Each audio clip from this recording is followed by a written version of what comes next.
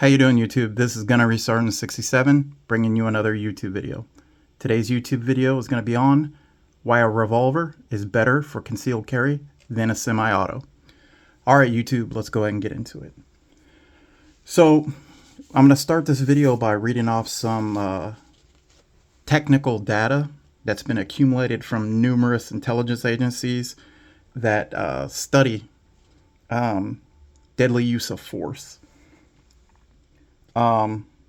Each year, the FBI publishes reports on law enforcement use of force incidents and law enforcement killed and assaulted reports, or LEOCA. While the data focuses on police, it offers some of the best real-world insight into deadly force encounters, especially when you consider the civilian defensive shooting often mirrors many of the same dynamics. Here's what the data consistently shows.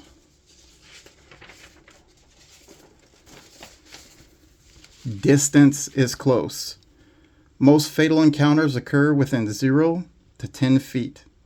In fact, many shootings occur within 3 feet, a distance close enough to touch.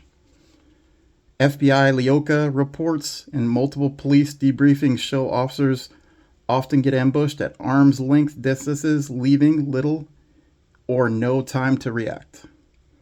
The second thing these reports show is time is short. Most gunfights are often over in 2 to 5 seconds. The average number of rounds fired is 2 to 3. There's rarely time to think it over or assess a sight picture under stress. The next thing that these reports show is movement as a factor.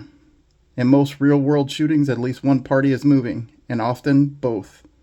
Offenders are frequently charging, fleeing, or taking cover. 4. Low light conditions are common. A significant portion of these encounters happen in reduced or poor lighting, often during early morning or nighttime hours. 5. Reloads very rarely occur. Reloads are extremely rare in civilian self-defense cases. If the threat is not neutralized in the first magazine, the fight often ends another way, and either the attacker flees or the defender retreats. Alright, so now those are the FBI and the law enforcement, the police reports that they put out annually. Now let's go ahead and look at the civilian defense gun use reports. What actually happens in civilian defensive gun use? While the FBI data mostly covers law enforcement, the same principles apply to armed civilians. Studies like the National Self-Defense Survey and the data compiled by researchers like John Lott and the CDC indicates defensive gun use happens over 1 million times per year. Some estimates are even higher. In most cases, the gun is not even fired. The threat to deter the violent action, just presenting the firearm is enough to deter the attacker. And that's well over 70% of the time. When shots are fired, close quarters and extreme stress determine the situation. And then lastly, the key takeaways: you'll not have time to think, reload, or run a clearing drill. You'll react based on how you train, or you're just going to freeze up. All right. So with all of that being said,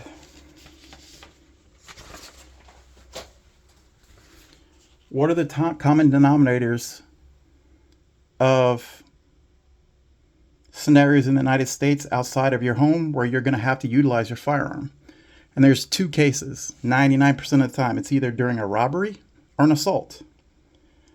During those two actions, what are the common denominators of those? The attacker has to put their hands on you. They have to touch you.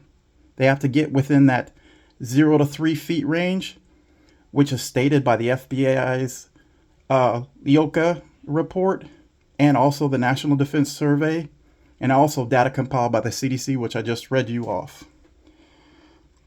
So with all of that being said, all of that real world data for here in the United States, these are the major reasons why a revolver is better than a semi-auto for concealed carry. First, revolvers can be press fired in close range conflicts where semi-autos can't, because a slide takes the weapon out of battery.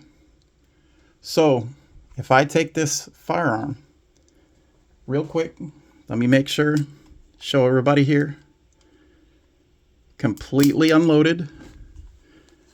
And then same thing with my Glock 35, no round in the chamber, no magazine inserted. It is completely empty. So if I take this semi-auto and this gets pressed up against somebody's belly or up against an object, your slide takes the gun out of battery. You cannot shoot this gun. You can't. So, but with a revolver, I can put this up against something and I can shoot. So,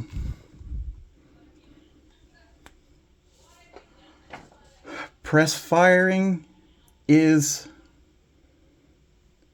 definitely a plus for a revolver.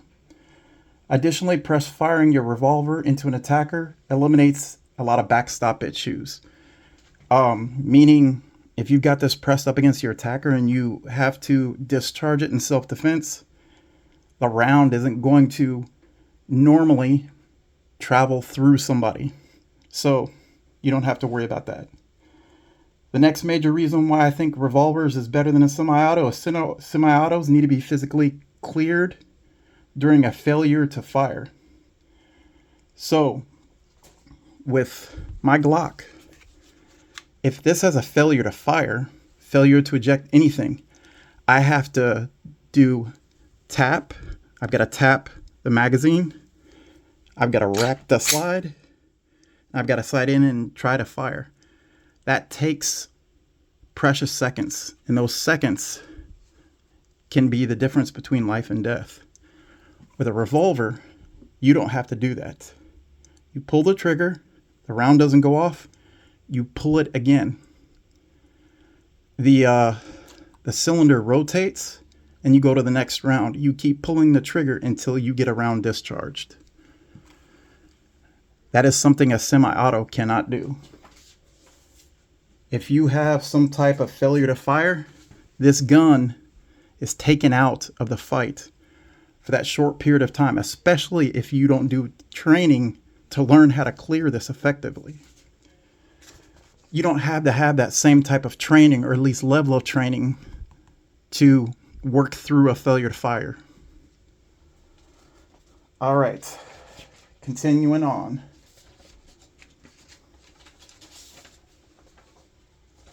The next reason why I think revolvers are better for concealed carry than semi-autos is revolvers have a psychological advantage. The look of the revolver, and your attacker can actually see the ammunition within the cylinder, and they can see around in the chamber via the barrel, especially if you have a short barrel like this.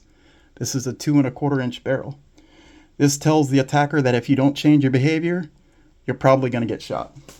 So again, this is completely clear. It's completely safe. If you're pointing this at somebody, you can see in the cylinder, you can see these cylinders.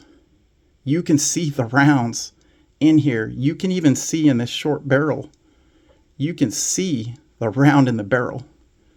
So they know, hey, there's a round in the chamber, the barrel, and if you don't stop your freaking behavior, you're going to get shot.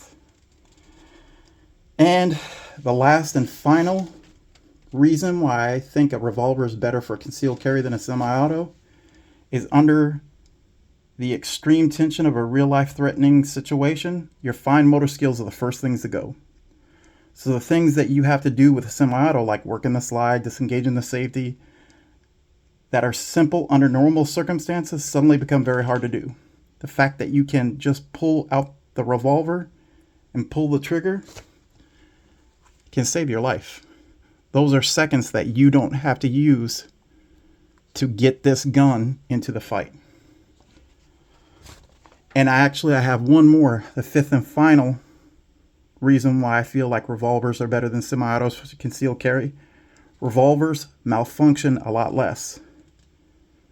Now, with that being said, malfunctions are not impossible in a revolver, but they are a lot less frequent. Now, I know I'm going to get people in the comments section that say, hey, revolvers can fail. And you're right. They can fail. But statistically, they fail a lot less. You can get loose extractor rods, which I've had in another revolver before. You can get dirty extractor stars, which the extractor star on this revolver, this Ruger SPS 101, is right here. If you don't clean your weapon, the dirt and grime and all of the carbon buildup gets underneath here, and then this won't seat properly. So when you go to try to close the cylinder, it might not go, or it's so tight when you put it in here, it binds up the cylinder. So that's another catastrophic failure a revolver can have, but it doesn't happen as often as failure to fires do in semi-autos. And then there is also bullet creep or bullet jump, short cycling, and then of course springs can break in revolvers.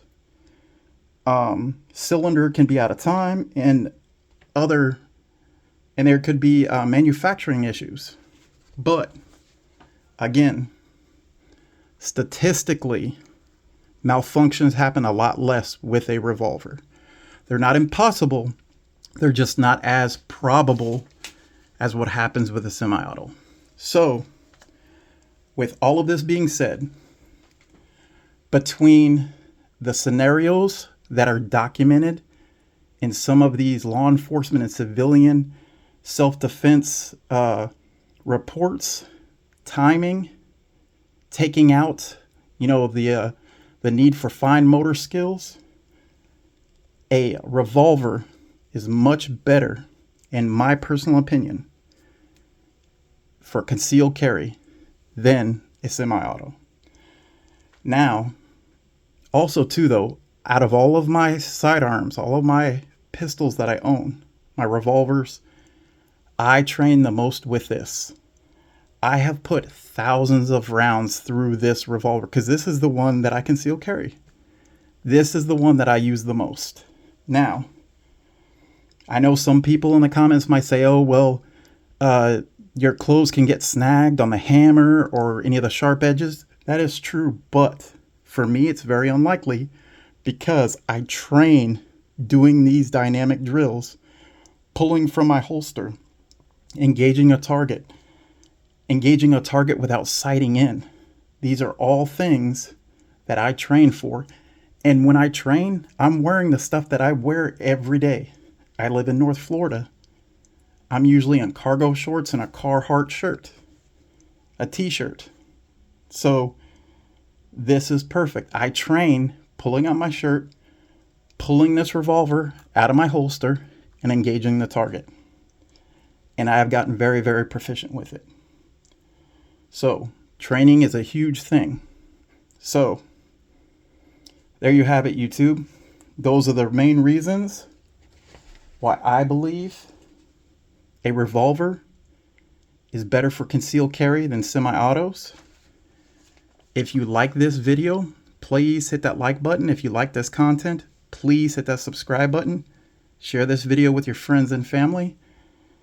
In the comments section, let me know what you like, what you don't like. Let me know, hey, do you think I'm right? Do you think I'm wrong? Regardless of which way you lean on this topic, tell me why. I look forward to all your responses. This is Gunner Sergeant 67. I'm out.